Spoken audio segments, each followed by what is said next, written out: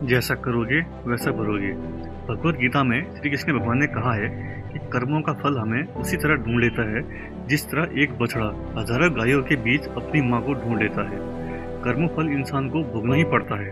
हमारे किए गए कर्म हमें ढूंढ ही लेते हैं, फिर चाहे वो अच्छे कर्म हो या बुरे हों। लेकिन हम लोग इस बात को गंभीरता से नहीं लेते और हमें लगता है कि कर्मफल जैसी कोई चीज होती ही नहीं है।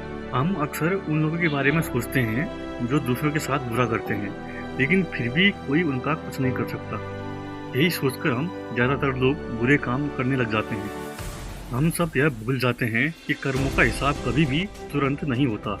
किसी के साथ बुरा करने वाला भले ही आज सुखी हो, लेकिन कभी न कभी उसे उसके कर्मों का फल भोगना ही पड़ेगा। बहुत समय पहले की बात है, शहर से दूर गांव में एक दुकानदार था जो अपने ही गांव के एक व्यक्ति से रोजाना 1 केजी मक्खन खरीदता था। वह दुकानदार कई सालों से उस व्यक्ति से मक्खन की खरीदारी कर रहा था। एक दिन उस दुकानदार ने सोचा कि मैं रोज इस व्यक्ति से मक्खन खरीदता हूँ, लेकिन बहुत समय से मैंने इसके मक्खन का वजन तौल कर नहीं देखा है। कल मैं इसका मक्खन तौल कर देखूंगा, कहीं ये मक्खन 1 केजी से कम तो नहीं देता। अगले दिन जब वह व्यक्ति मक्खन देकर गया, तब वह दुकानदार ने मक्खन का वजन किया तो देखा मक्खन सिर्फ 900 ग्राम है। उस दुकानदार को काफी गुस्सा आ गया। वह दुकानदार गुस्से में गांव की पंचायत के पास गया और उसने उस व्यक्ति की शिकायत कर दी। गांव की पंचायत बैठी और इस व्यक्ति को बताया गया कि तुम पर इस दुकानदार ने धोखा देने का आरोप लगाया है। तुम इस दुकानदार को देने वाले मक्खन में हेराफेरी करते हो और हर बार तुम इसे 1 केजी देने की जगह सिर्फ 900 ग्राम ही देते हो। क्या तुम्हें अपनी सफाई में कुछ कहना है?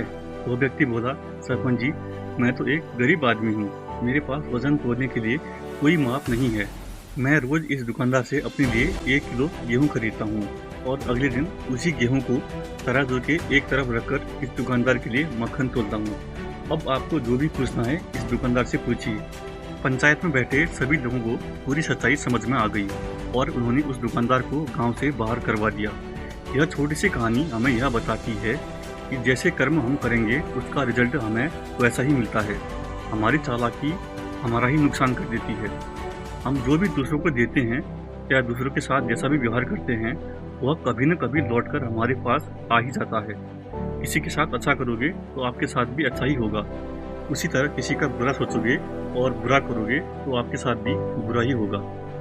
जैसे दुकानदार को अपनी ही चालाकी से नुकसान झेलना पड़ा, उसी तरह हमें भी अपने कर्मों की वजह से कभी न कभी नुकसान झेलना ही पड़ता है।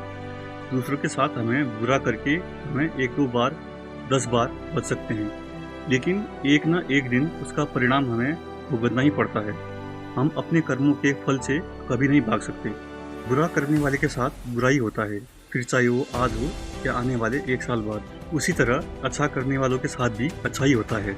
कई बार हमें यह लगता है कि दूसरों के साथ गलत करके हम बच जाएंगे, लेकिन ऊपर वाला हर किसी के कर्मों को देखता है और उनका हिसाब भी रखता है और जरूरत पड़ने पर हिसाब बराबर भी करता है।